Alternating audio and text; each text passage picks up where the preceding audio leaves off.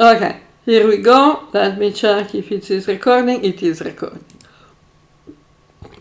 Thank you for participating, for helping me in this work that I'm doing of presenting Vedic knowledge and the original knowledge of yoga, what we call Hinduism. And today we can discuss about some common widespread misconceptions that we'll try to clarify them, so for the people in general, not only for us, but the people in general. So first misconception that I have seen many people are a bit confused about it. What is the difference between spirituality and religion?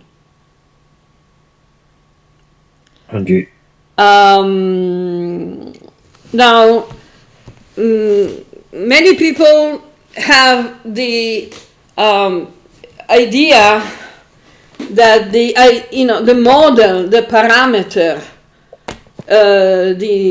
the standard for religion is the Abrahamic religions. Christianity, Islam, Judaism, stuff like that. These three religions, the Abrahamic religions, are based on faith, which means that in order to follow that religion, you have to believe. You cannot verify.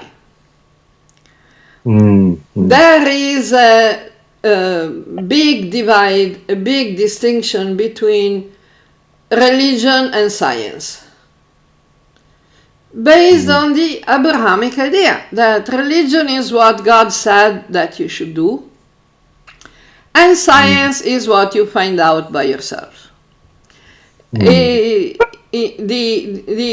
great divide that is enforced by Abrahamic religion is between God and nature, God and nature, God and the natural laws of the universe, which Abrahamic religions called relative. They call it relativistic. They say, for example, about morality.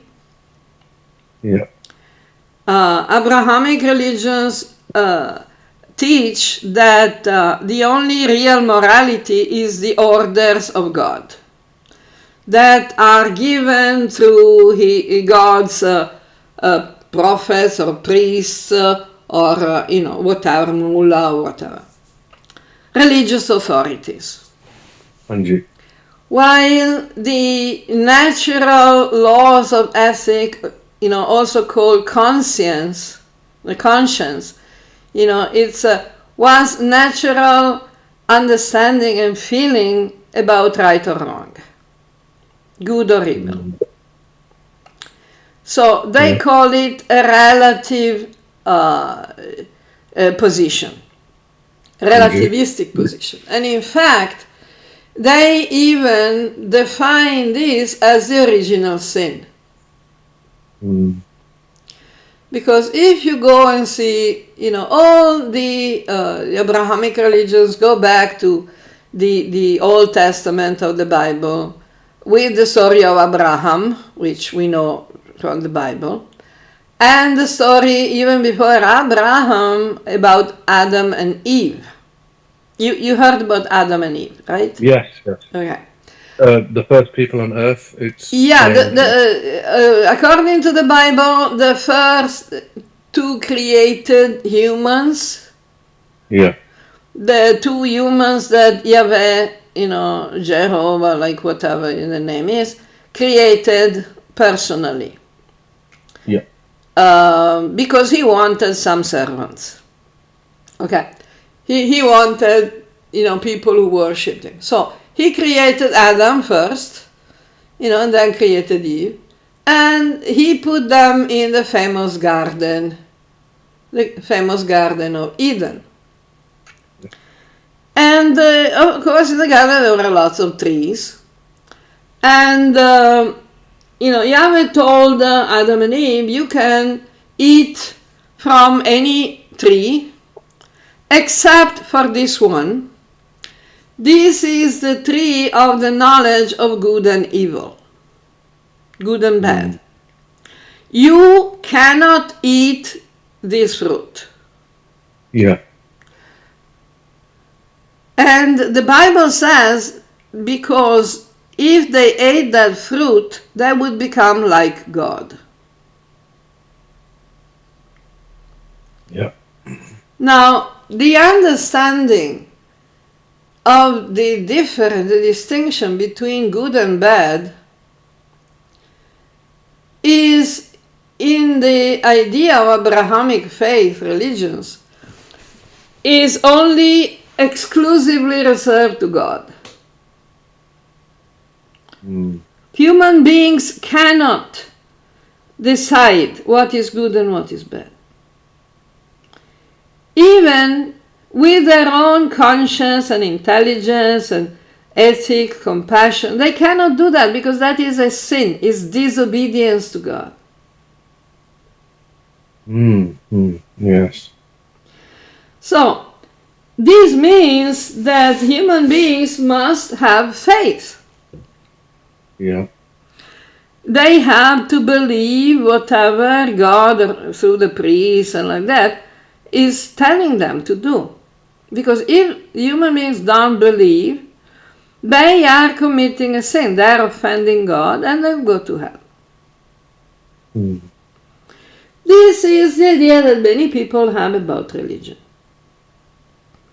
So, when you build your religion on blind faith of following exactly what God is telling you to do, what the priest, through the priest, you must have commandments, orders, rules.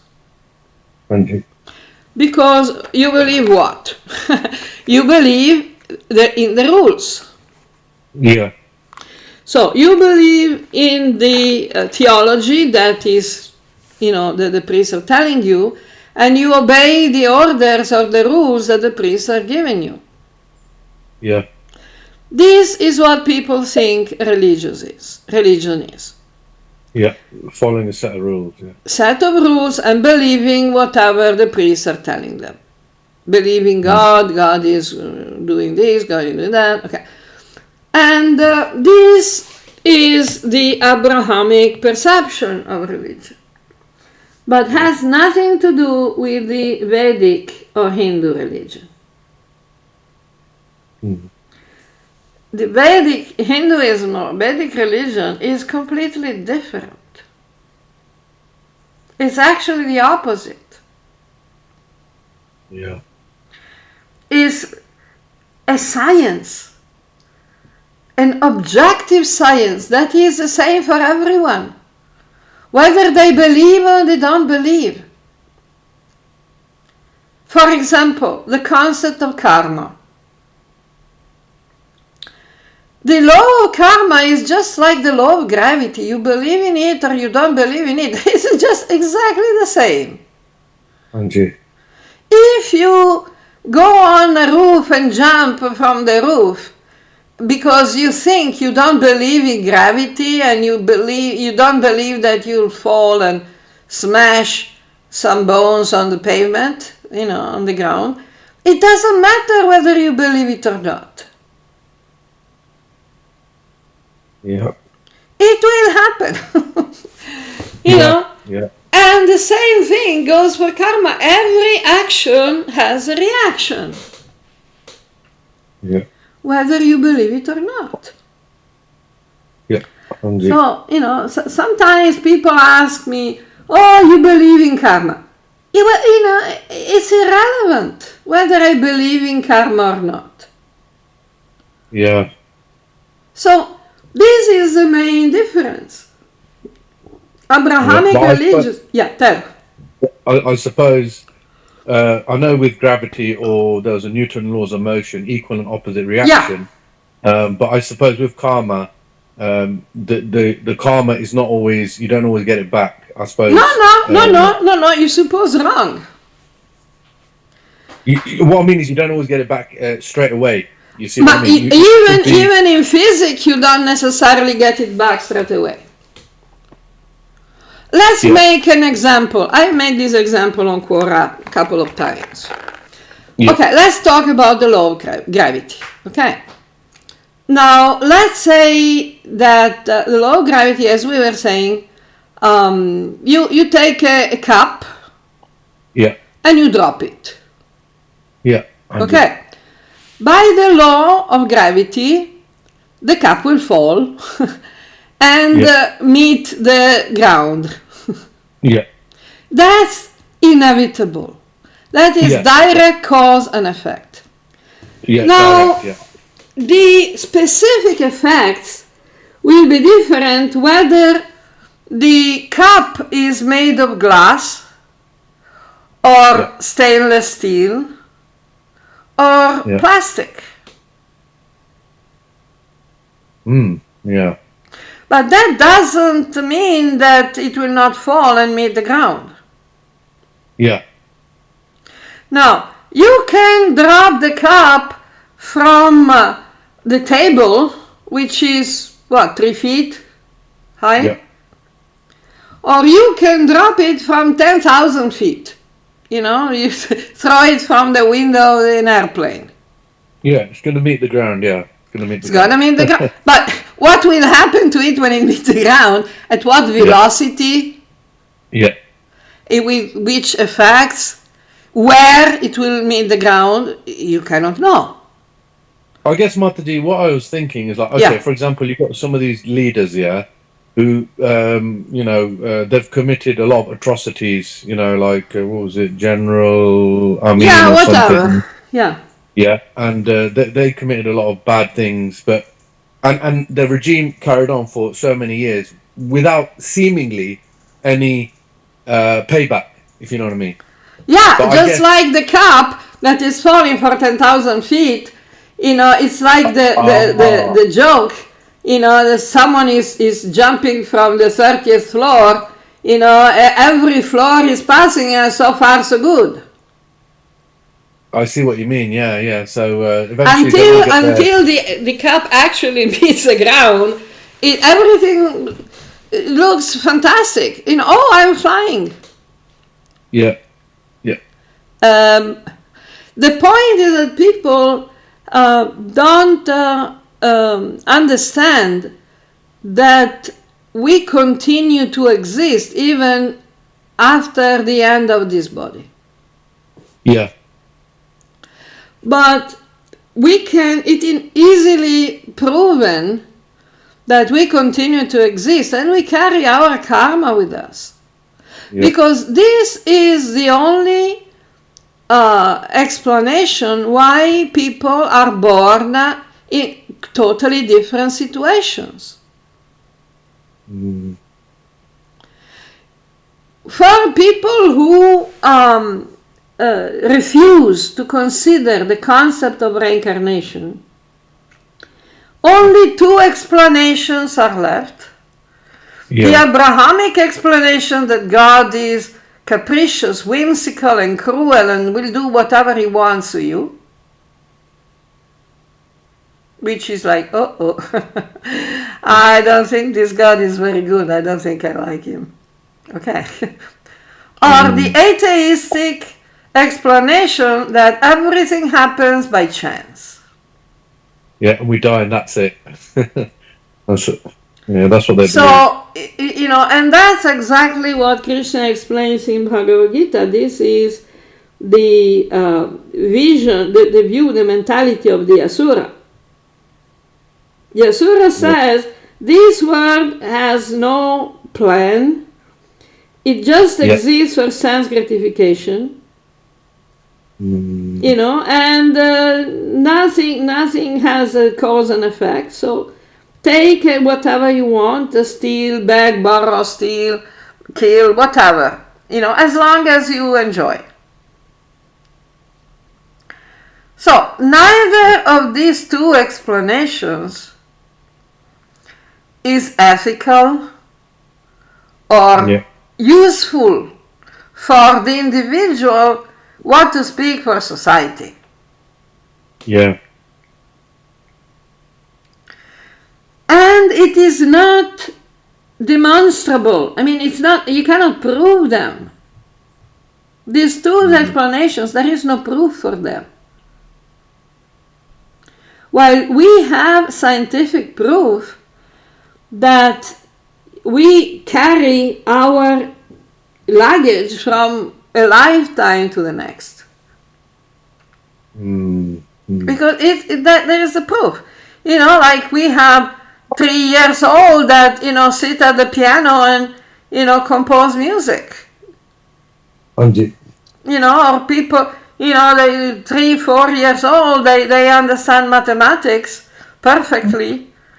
And we have people who went through all the schooling system, 20 plus, and they still don't understand how it works.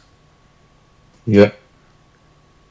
What does this mean? What is the reason? What do you think? It's by chance? If you think it's by chance, then why go to study? Why go to school then? Yeah. It's a chance. You're stupid. Okay. Give up. Just accept it. You're stupid. Nothing can be done. Yeah. Right? It's chance. Right? There's no explanation. There is no cause and effect. Yeah. But, how is that helping anyone to progress, develop, and become a better person and help society? It doesn't, because I suppose the person will become self-centered, isn't it? And just have a look around and see the demonstration of the effect of this stupid idea. It doesn't make life better. Yeah. And also the Abrahamic idea that God is whimsical, God can do, is mysterious. God works in mysterious ways. He wants to torture you even if you've never done anything bad, and he gives all sorts of good luck to really evil people. Because God is whimsical. He decides mysterious ways. What do you think? This is healthy for people's psychic balance? This type of idea that there is one very cruel, whimsical, psychopathic God that controls everyone and tortures the innocent and protects the evil people, how does it help? It just makes people, chronically anxious and fearful and, basically useless. Yeah. So, but the point is, if we consider the thing that everything that exists will always exist. Material elements change, transform. Even within this very lifetime, Bhagavad Gita is explaining, from birth to childhood, to maturity, to old age and death, the body is always changing. You don't have the body you had when you were born. Yeah. Where is that body? It's not there anymore. Sorry. It's not even in your cells. Because you cannot, regrow back, like you were, So the idea is that each individual is on a journey. Yeah. From one lifetime to the next, from one body to the next. And we carry what we are identified and attached to. We carry our karma. Tell. Okay. You know, we carry desires and fears. Some people are traumatized by events that never happened in this lifetime to them. Angie. Why is that so? So the people who don't want to accept the concept of reincarnation, they try to find, explanations for that, like, you have read some books and, you've seen some films, or you're fantasizing. Not always applicable. Because we have very young children, 2-3 years old children, who remember previous lifetimes. Where did they hear about that? What did they read about that? What film did they watch? Yeah, Angie. So, the Vedic science, Veda means knowledge. Yeah. Veda doesn't mean faith or belief. It means knowledge. Yeah. It's objective knowledge. It's not an opinion, a belief. It's your religion. My religion is different from your religion. You know what? That doesn't apply to Vedic knowledge, to Hinduism. Yeah. Of course, within the group of people who identify with the definition of Hinduism, we find many different degrees of understanding or ignorance or knowledge. Yeah. We are not talking about the people. We are talking about the knowledge. Now, the knowledge proposed by Abrahamic religions is not knowledge. It's dogma, it's faith, is something that you have to believe because, the authorities, the priests said that. You cannot verify. There is no way you can verify. Yeah. And if you don't believe, you're an atheist. You're a heretic. You're not a scientist who wants to verify. Yeah, Angie. In the Vedic tradition, Vedic knowledge, especially in Bhagavad Gita, we have a completely different perspective. Krishna is explaining to Arjuna what are the laws of the universe, what is the knowledge of the universe, both at the physical and the metaphysical level. And then Krishna says, okay, I have explained to you all this stuff. Now consider, think about it, then decide what you want to do. It's not you have to believe in me and say, do what I'm telling you to do. Angie. Because I'm, I say so. Not exactly. Yeah. So, the other, generally, the distinction that people make between spirituality and religion is they think that spirituality is more personal and religion is more social, official, ritualistic, communal, while spirituality is something that you do. You feel and you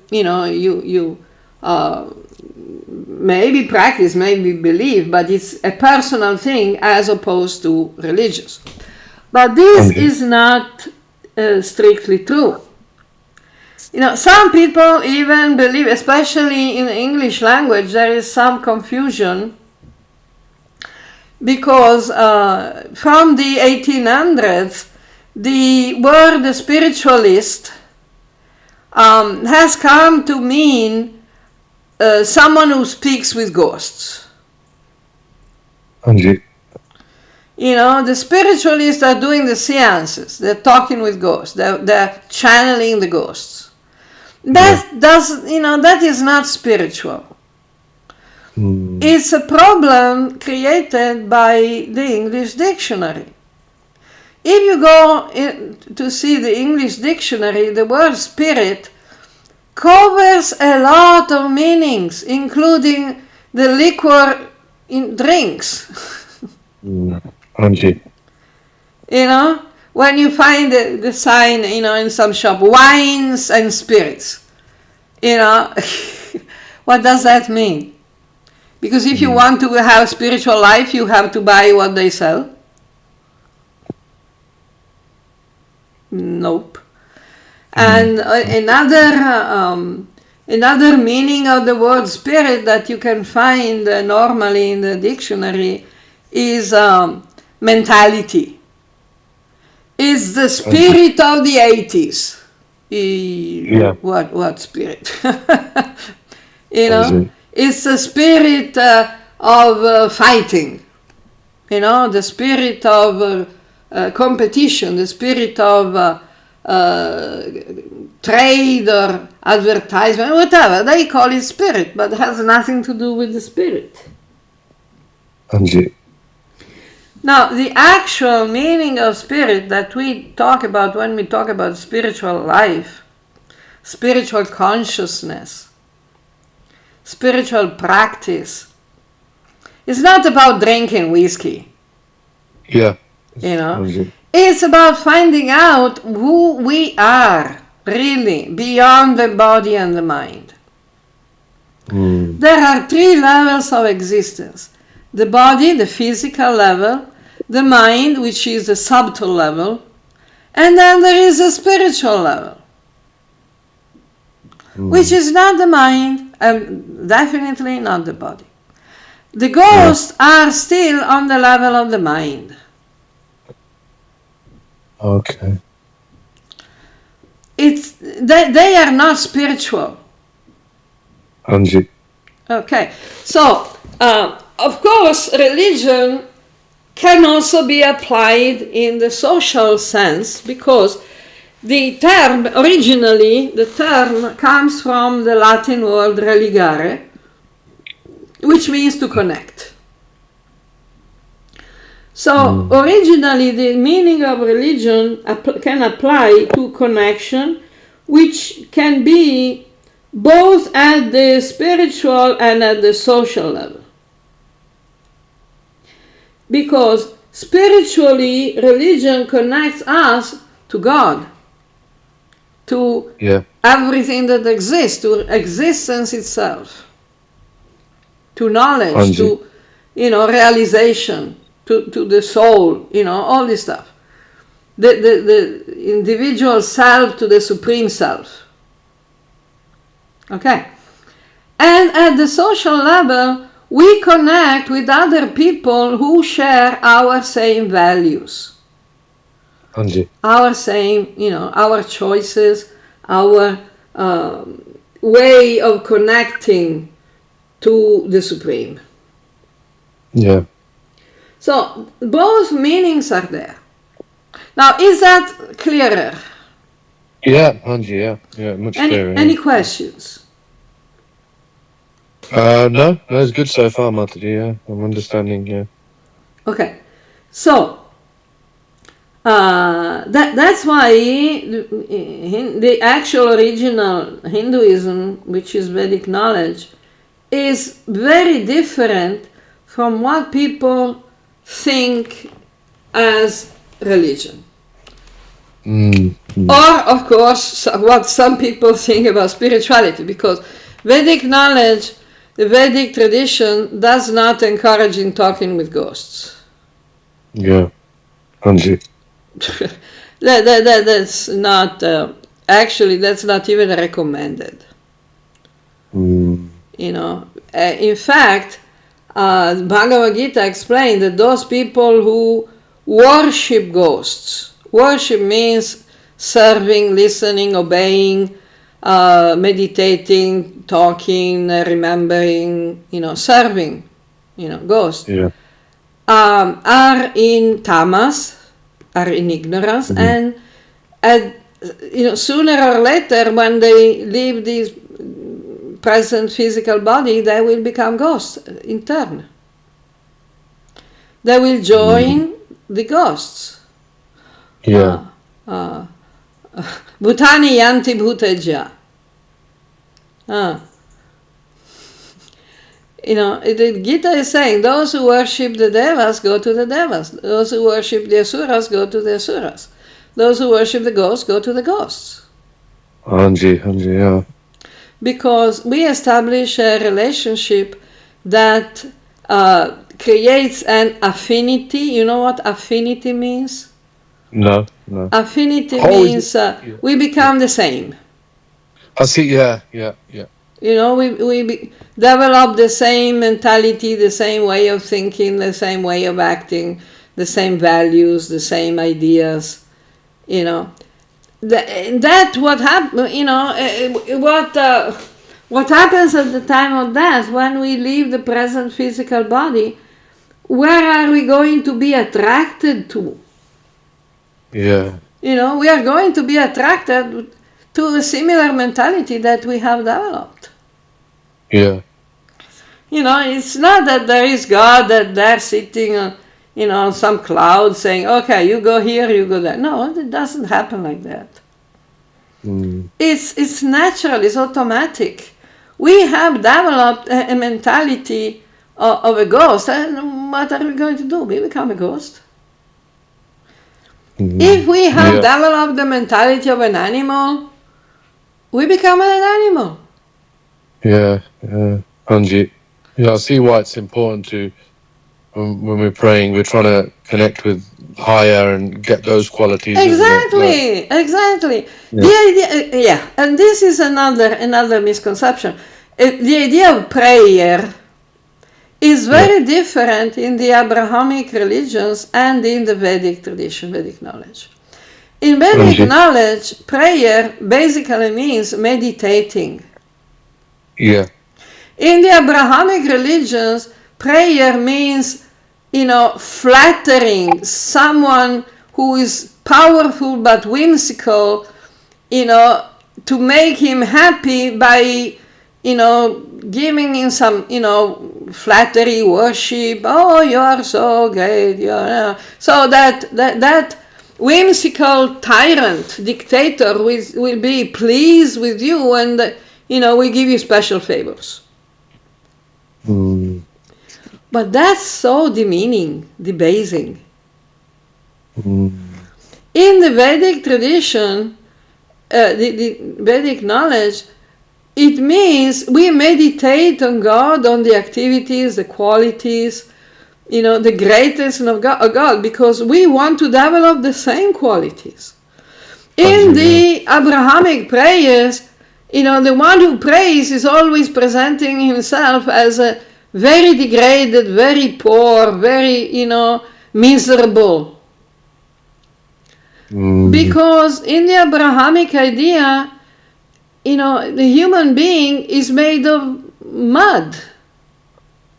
At the time when, they have the funeral, the priest is saying, you were dust and you will be returned to dust to dust. But we are not dust. We are sparks of God. We are parts of God's body.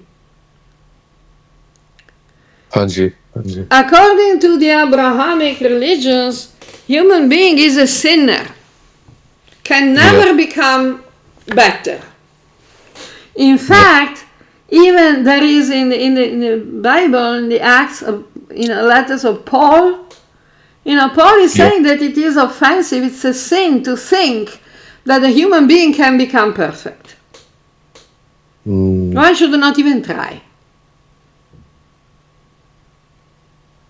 One should not even try to become a better human being. And this is particularly important for the Protestant Christians. Yeah. That teach that actions are not important. It's just the faith that is important. You can be the worst person on the planet, the greatest criminal, but if you have faith in Jesus, you go to heaven. You're saved. Yeah. So you see, you were asking before what we talk about, how it is, possible that karma, we don't see the immediate result. That's because the Christians say that it doesn't matter what you do. If you have faith, you're saved. Because a human being can never be anything but a sinner. The nature of the human being is bad. This is what the Abrahamics say. The Vedic knowledge says exactly the opposite. Human being is the Atman. Yeah. And it's perfect. Sachidananda. So you see how different it is, the concept of religion. Yeah. Okay. Any questions? No, it's okay, Mataji, yeah. Okay. Do we have more time or we stop here? Yeah, I suppose we can. It's up to you, Mataji. If there's, I think we can maybe continue another time. Yeah, definitely. Yeah, we can do. Okay. But thank you for, I know it was definitely interesting. It was useful. A lot of things. 100%. Yeah. I mean, I'm just digesting. I know it's different. Yeah, I don't want to give too much food at one time. Yeah. Yeah. So there's a table full of food. But yeah. You need to chew nicely and digest it nice. Okay. So no, it's definitely good, Mataji. It's definitely good. Excellent. I want to learn more about our religion and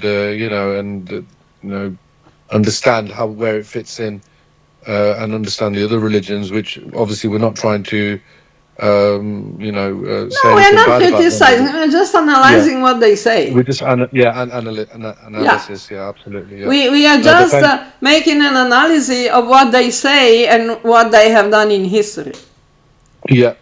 We're not giving any, judgment or value. Each person will, make their own conclusions. Yeah, absolutely, Mataji. Yeah. Okay, so we stop here. Yeah.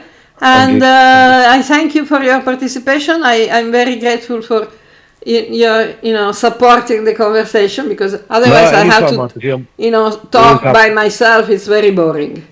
No, I'm always happy to do that, Mataji. Always happy. Jaima. Yeah, thank you, Jama.